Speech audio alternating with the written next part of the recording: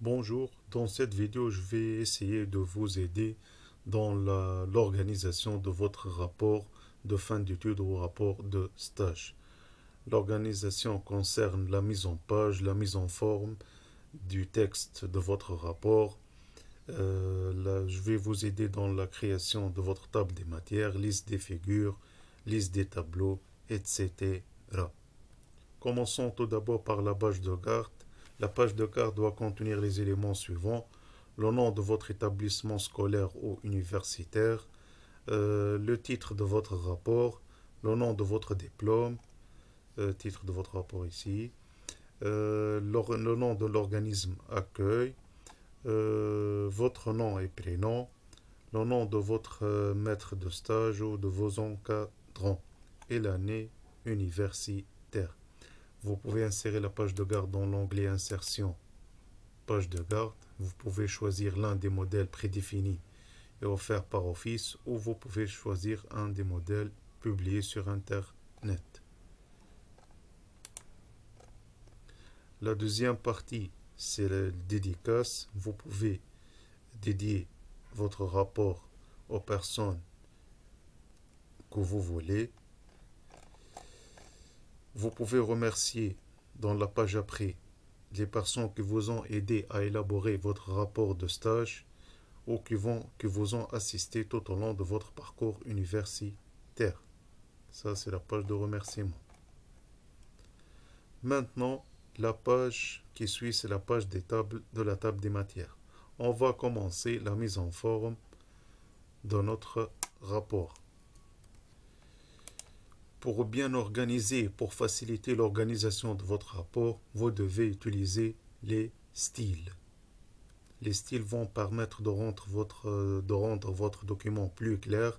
Ils vont vous aider après de créer votre table des matières. Pour cela, je vais à l'onglet Accueil, lanceur de boîte de dialogue de groupe style. Je vais activer la liste des styles.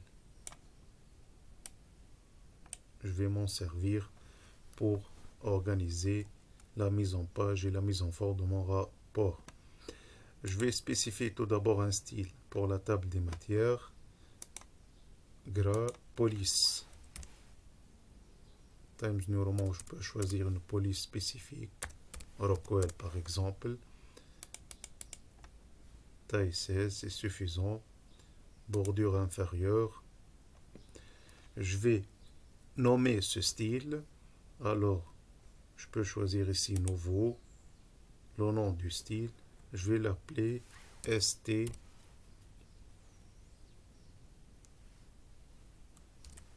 table des matières ou liste des figures, liste des tableaux, bibliographie.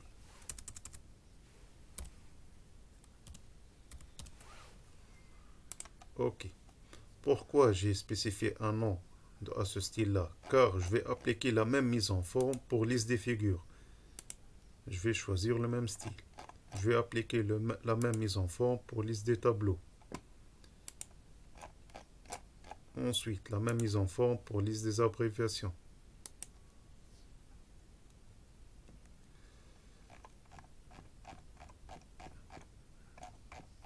C'est bon.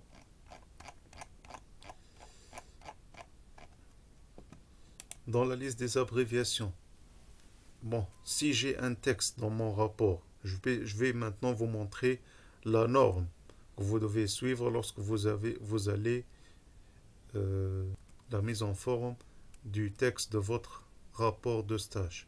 Je sélectionne le paragraphe, je vais appliquer une police Times New Roman taille 12. Ici, dans l'onglet paragraphe, je vais ajouter d'autres paramètres. Retrait première ligne 1,2, espace entre les paragraphes 6,6, interligne 1,5. OK. Pas la peine de mettre un espace avant et après le paragraphe. Je l'ai supprimé. Ce style-là, je vais l'appliquer dans tout le texte de mon rapport. Je dois utiliser la même police pour le texte, pour tout le texte de mon rapport. Alors, je vais créer un style. Je vais l'appeler st texte. OK. Dès que je trouve un texte, je lui applique le style texte. Bon.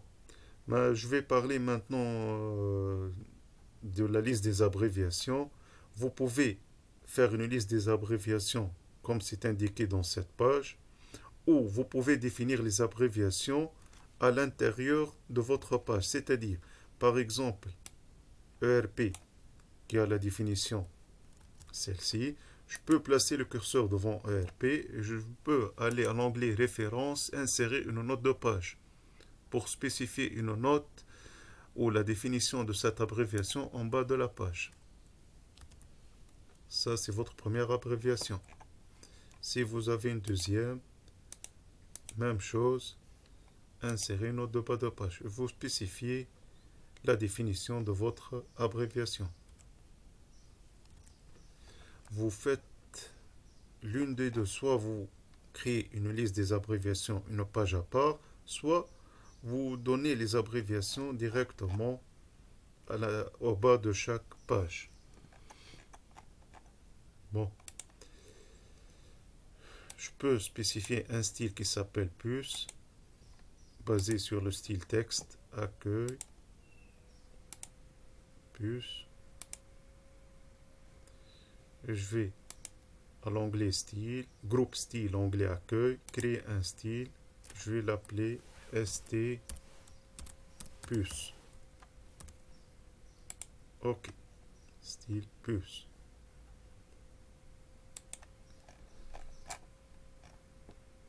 L'introduction générale. Je vais appliquer un style à ce titre. Gras Times New Roman.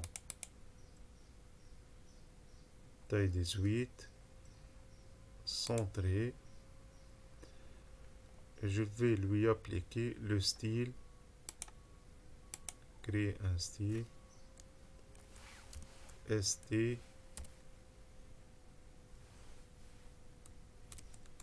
Intro. Je vais appliquer ce style aussi à la conclusion.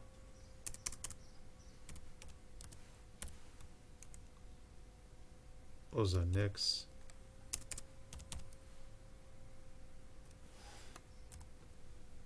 Etc. OK.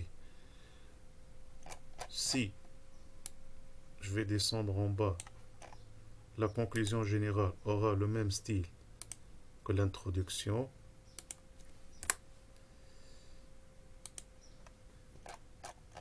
La bibliographie, même style. Les annexes, même style. Le même style appliqué à l'introduction.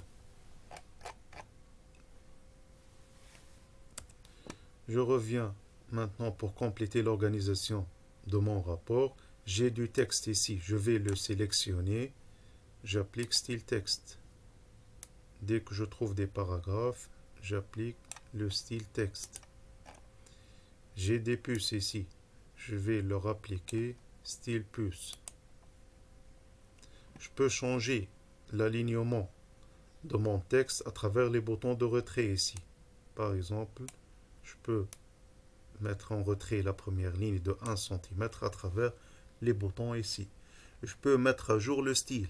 Si j'ai fait des erreurs dans l'organisation tout d'abord ou dans la spécification de mon style, je peux faire des changements.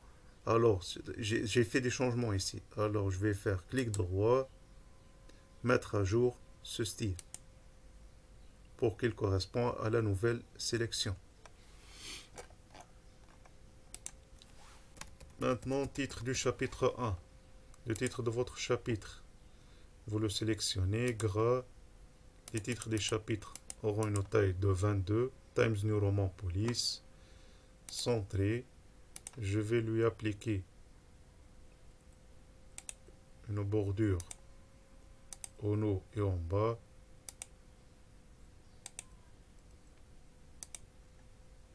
OK.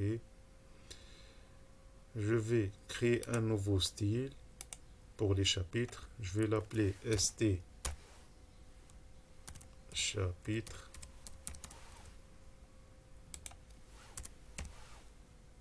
ST chapitre. OK. Dès que j'ai un nouveau chapitre, chapitre 2,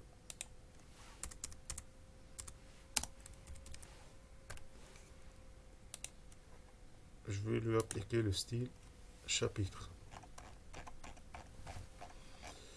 L'introduction, ça c'est mon premier titre dans mon chapitre. Alors je vais lui donner une police Times New Roman. Selon les normes, normalement il doit avoir une police de taille 16, gras, interligne 1,5, espacement 6,6. Je peux laisser ici à gauche, c'est bon. La numérotation, comme c'est le chapitre 1, alors c'est 1 du premier chapitre 1.1. Alors, liste à plusieurs niveaux dans le groupe paragraphe. Je vais choisir ce paramètre-là, c'est-à-dire j'ai une division, une liste à plusieurs niveaux. J'ai besoin de deux numéros ici, 1.1. Alors, modifier le niveau de liste. J'ai besoin de deux chiffres, deux niveaux. La taille de ce chiffre, la taille 16 aussi. Ensuite, je vais définir un nouveau style de liste. Ici, je suis en train de vous expliquer comment faire une numérotation à plusieurs niveaux. Le premier niveau, c'est premier romain. Alors, premier niveau, c'est pas 1, 2, 3. Ce sont des chiffres romains. OK. Premièrement, point 1. Ici, j'ai un style texte. Contexte du projet. Deuxième partie du premier chapitre. Alors, je peux appliquer directement ici. J'ai oublié une chose ici. Je dois spécifier le nom de ce style. Alors, créer un style. Je vais l'appeler ST titre 1. Les titres 1 qui sont sous le chapitre. OK. Le contexte du projet. STT1. Ça y est, il aura la même mise en forme et la même numérotation. J'ai ici un texte, ST texte. Le contenu est facultatif. ST1. C'est bon. Présentation générale, c'est un sous-titre sous présentation de l'organisme d'accueil, c'est-à-dire 1.3.1. Alors, je vais lui appliquer une police gras Times New Roman, taille 14. Numérotation à plusieurs niveaux. J'ai besoin de 3 chiffres ici, 1.3.1. Modifier le niveau de liste 3 niveaux. Définir un nouveau style de liste. Premier niveau, c'est chiffre romain.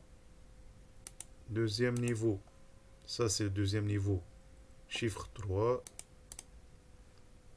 OK. 1.3.1. Je vais créer un nouveau style. Créer un style qui s'appelle ST T2. Ça c'était 1, ça c'était 2. OK. STT2. J'aurai la même mise en forme. Ici, 14. Ça c'est du texte. ST texte. Le nom de société, s'il est affiché toujours souligné en rouge, vous devez faire un clic droit, ajouter au dictionnaire, pour éviter qu'il soit souligné en rouge comme faute d'orthographe. Lorsque vous avez une figure, vous devez la mettre au centre. Vous pouvez faire une bordure pour cette figure. Ensuite, clic droit, insérer une légende. Figure 1, espace. Vous pouvez mettre un tiret ou 2 points. Et le nom de la figure. Société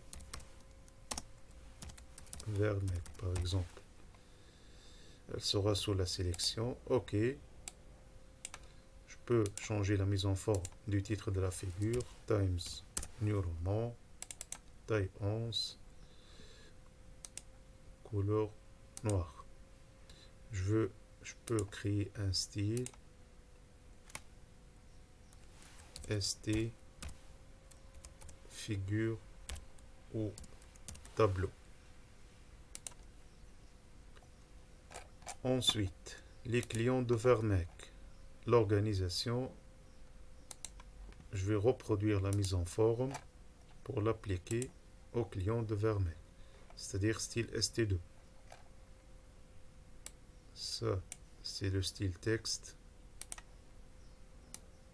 Style plus. Vous voyez que les styles me facilitent la mise en forme de mon rapport. Présentation du sujet. Même chose ici. 1, 3, 4. J'ai ici du texte, ST texte. Je supprime les espaces vides. Notion générale, c'est un sous-titre sous présentation du sujet. Alors c'est 1.3.4.1. Alors j'ai un nouveau style. Je vais appliquer la même police Times New Roman. Cette fois-ci 12 gras.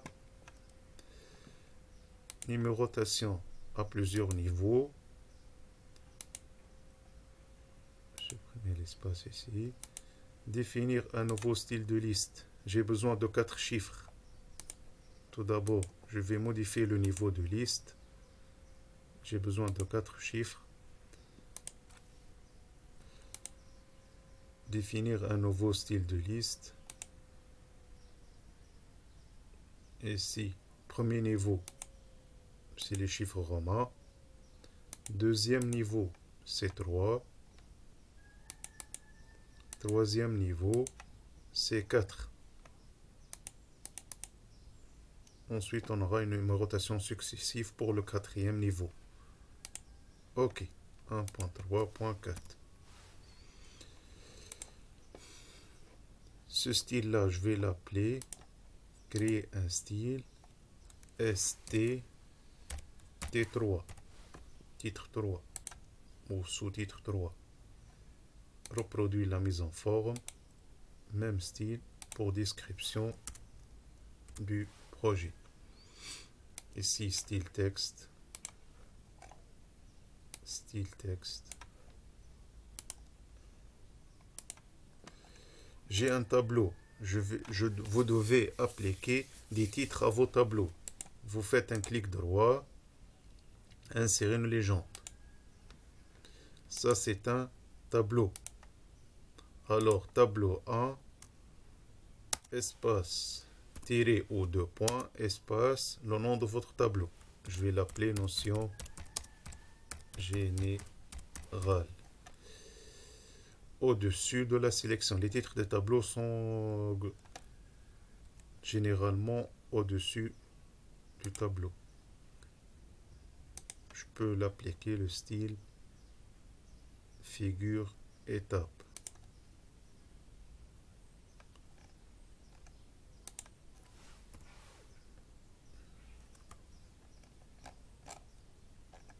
On a terminé notre premier chapitre. Chapitre 2. Ici, l'introduction, normalement, elle aura le style T1. Mais cette fois-ci, je dois changer la numérotation. C'est 2.1. Alors, je vais refaire le même travail. Liste à plusieurs niveaux. Modifier le niveau de liste 2, c'est bon. Définir un nouveau style de liste. Premier niveau, c'est les chiffres romains. Mais cette fois-ci, c'est 2 romains. OK, c'est bon. Reproduire la mise en forme. Analyse des besoins. C'est bon. Ça, c'est du texte. Style texte. Style texte. Besoins fonctionnels. C'est un sous-titre sous l'analyse des besoins.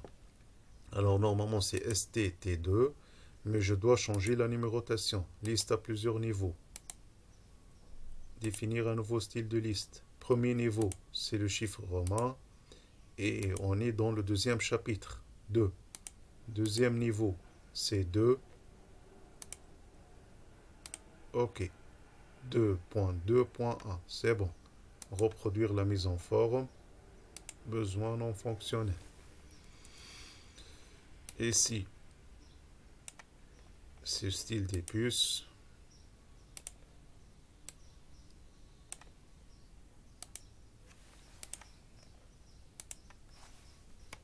Style texte.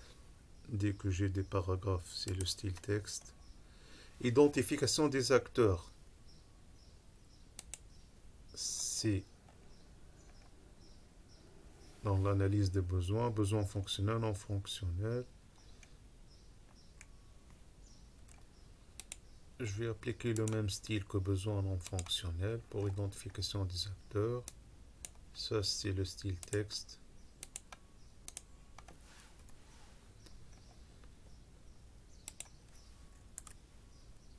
J'ai un tableau ici. Je le sélectionne. Je le mets au centre. Bien sûr, vous pouvez régler la mise en forme de votre tableau. Ensuite, je vais faire un clic droit, insérer une légende. C'est le tableau 2. Lorsque vous faites un clic droit et vous insérez des légendes, vous aurez une incrémentation automatique du numéro de tableau et des numéros de figure. Tableau 2, espace, tiré, espace, et le nom du tableau. Les acteurs, à titre d'exemple. Tout le texte qui est donné, c'est à titre d'exemple. OK. Je vais lui appliquer le style figure étape. Touche supprime. Diagramme de cas d'utilisation. Et là, la mise en forme que l'analyse des besoins, qui est style T1. Alors, reproduire. Diagramme de cas d'utilisation. J'ai une figure ici. Je vais la centrer. Je vais lui appliquer une bordure. Je vais faire un clic droit, insérer une légende. Vous pouvez aller à l'onglet référence, insérer une légende. Même chose. Je suis ici dans une figure. Figure 2, espace, tiré, espace. Diagramme de cas d'utilisation. OK. Je la sélectionne, je lui applique le style de figure.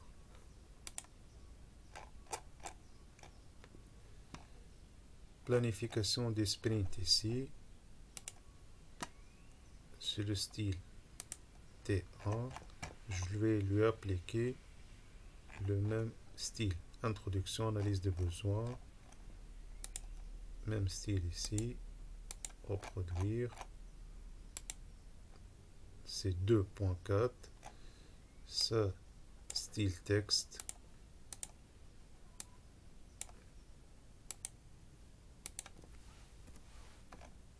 J'ai une nouvelle figure. Je vais la centrer. Je vais appliquer une bordure. Clic droit. Insérer une légende.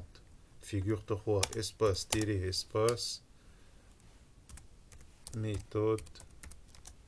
Scroll. OK.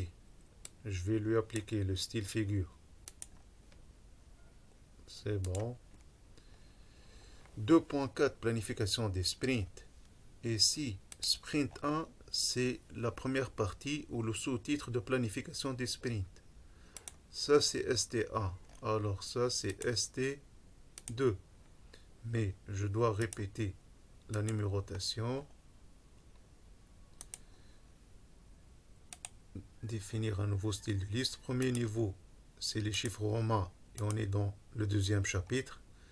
Deuxième niveau, c'est 4. OK.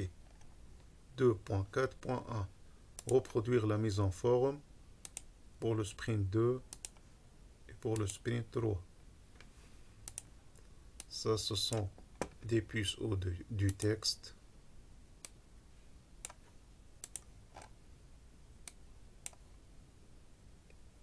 Vous voyez que les styles me facilitent énormément l'organisation et la mise en forme de mon rapport. Conclusion ici. 2.4 planification des sprints. 2.5 conclusion. Ça, c'est du texte. Dans la conclusion générale, ça, c'est du texte. Juste, j'ai pris comme exemple ici dans cette vidéo 2 chapitres seulement. Mais c'est la même chose si vous aurez d'autres chapitres. Ici, style plus.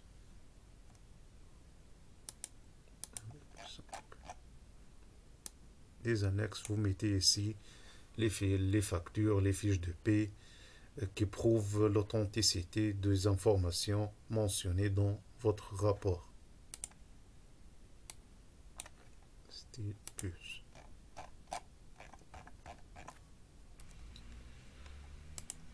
On peut voir maintenant que notre rapport il est bien organisé selon les normes et les standards. Bien sûr, il faut toujours faire un contrôle dès le début de la première page à la dernière page. Après chaque changement, vous devez faire un contrôle sur tout votre rapport. Bon. Maintenant, la table des matières. Comment afficher la table des matières? Si vous avez travaillé avec des styles, la table des matières sera affichée automatiquement et d'une manière claire et simple. Dans ma table des matières, je vais afficher les styles de l'introduction, conclusion, annexe. Et je vais afficher ensuite les styles des chapitres et les styles T1, T2 et T3. Alors, je vais aller à l'onglet référence, table des matières personnalisées, options. Je vais afficher en premier lieu le style introduction et conclusion. Ensuite, le style des chapitres 2. Je vais afficher un peu décalé. Ensuite, le style T1, le style T2 et le style T3. Bon, je vais afficher ça, c'est 3, 4, 5. OK. OK. Vous aurez une table des matières qui est affichée automatiquement et elle est bien organisée. Il y a un décalage car j'ai spécifié des niveaux. Ça, c'est la table des matières. La liste des figures, elle sera affichée automatiquement car vous avez utilisé les légendes. Pour cela, onglet référence, insérer une table des illustrations. Figure ici. OK. C'est bon. Vous pouvez changer la mise en forme, Times New Roman, interligne, etc. Taille 12. Interligne toujours 1.5 ou 2 si vous avez de l'espace. Liste des tableaux. Référence. Insérer une table des illustrations. Je vais changer ici les figures par tableau. OK. Ça y est, les tableaux sont affichés. Je peux leur appliquer la même mise en forme.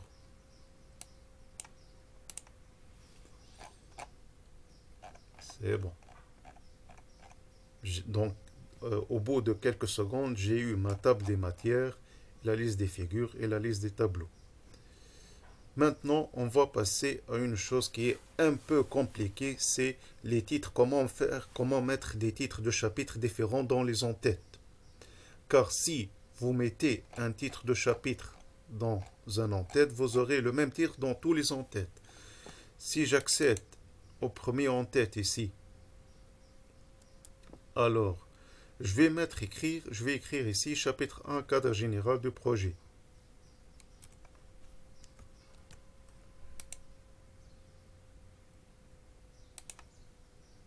Chapitre 1, cadre général du projet.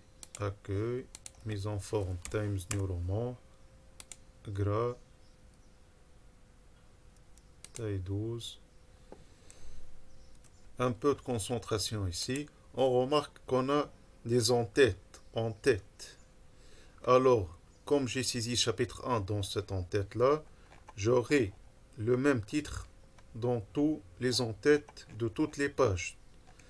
Mais je veux que ce titre soit seulement dans le premier chapitre et non pas dans les autres pages. Alors, qu'est-ce que je vais faire?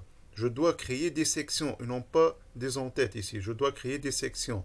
Ensuite, je dois éliminer la relation entre les sections. Pour cela, comme le chapitre commence dans cette page, alors je vais placer le curseur dans la page qui le précède, à la fin de la page qui le précède, Faites attention, ne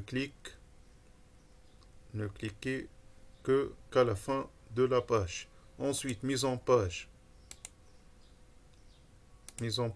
saut de page, continue. Lorsque j'entre dans l'entête du chapitre 1, je trouve section 2. Section 2 commence à partir du chapitre 1. Et dans les pages qui le précèdent, il y a section 1. Je dois éliminer la relation entre la section 2 et la section 1. Vous voyez ici, identique au précédent. Il suffit de cliquer sur de désactiver lié au précédent. Alors, il n'y a plus de relation entre la section 2, l'entête de la section 2 et l'entête de la section 1. Alors, je vais supprimer l'entête de la section 1 et je le garderai dans la section 2. Je vais répéter la même chose au début du chapitre 2. Ici, je dois changer chapitre 1 par chapitre 2. Et si je vais le faire maintenant, j'aurai le même titre que dans le chapitre 1. Alors, qu'est-ce que je vais faire? Je vais placer le curseur dans la page qui précède le chapitre 2. Ensuite, mise en page, saut de page, continue. J'aurai ici une section 3 et ici section 2.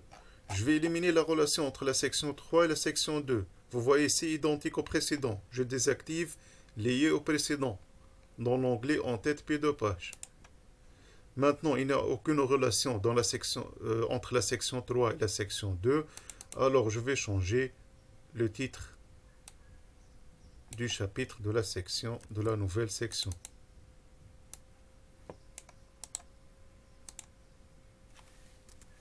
Et concernant les titres des chapitres, il est mieux de faire une bordure inférieure sous les titres des chapitres pour les séparer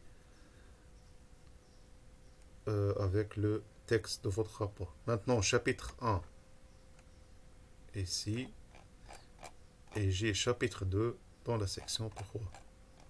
À la fin du chapitre 3, ici j'ai une conclusion générale, elle ne fait pas partie du chapitre 2. Alors, qu'est-ce que je vais faire? Je dois créer ici une section 4 et ici section 3. Comment? Je vais répéter la même chose. Dans la page qui précède la nouvelle section, je mets le curseur à la fin. Mise en page, saut de page, continue. Je vais entrer dans la nouvelle section qui est section 4, identique au précédent. Je désactive la relation entre la section 4 et la section 3. Je désactive les précédents. Il n'y aura plus d'identique. Ici, il n'y aura plus de relation entre la section 4 et la section 3. Maintenant, qu'est-ce que je vais faire? Je vais supprimer ce titre-là. Bouton supprime. Je le garderai dans la section 3. Car je supprimé la relation entre les deux sections. C'est bon. Chapitre 2. Et ça, c'est le chapitre 1. Maintenant, on va essayer de résoudre le problème de la numérotation des pages. Ici, il y a du travail à faire. La numérotation doit commencer à partir de l'introduction générale. On ne doit pas avoir une numérotation dans la liste des figures ou liste des tableaux, ou dans le remerciement, ou dans le dédicace ou la page de garde. Pour cela, on doit créer une nouvelle section à partir de l'introduction générale, car ici, c'est section 1, section 1, alors que je veux que la numérotation commence à partir de cette section-là. Alors, qu'est-ce que je vais faire? Je vais placer le curseur à la fin de la page qui précède la nouvelle section que je vais démarrer. Ensuite, mise en page, saut de page, continue. Maintenant, j'ai une section 2 et section 1. Je vais placer le curseur dans le pied de page de la section 2, où je vais mettre le numéro de page, et je vais supprimer lié au précédent. Maintenant, je vais insérer le numéro de page dans la bas de page, au centre. Je vais l'agrandir un peu. Gras, Cambria, taille 12, avec une bordure supérieure.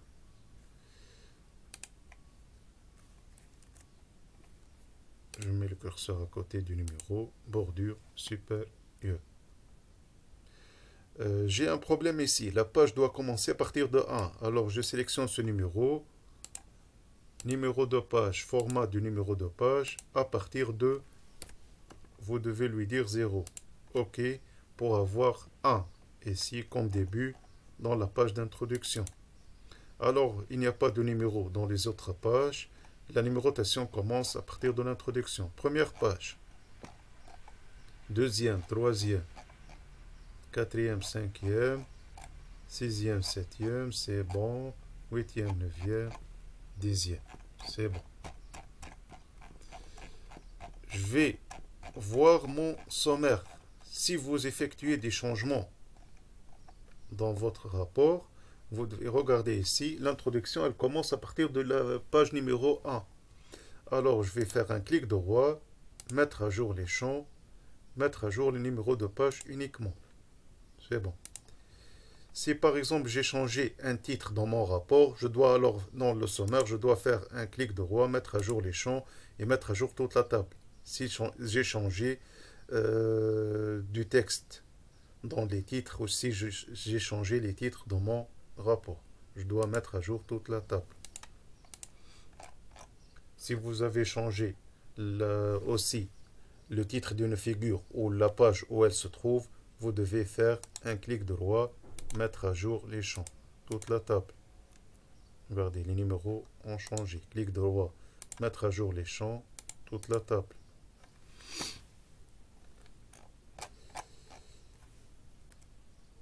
On fait un contrôle après chaque changement. Vous vérifiez encore une fois la numérotation. Chapitre 2. Normalement, notre rapport est organisé selon les normes. J'espère que cette vidéo vous aidera dans la bonne organisation de votre rapport de stage. Bon travail à tous.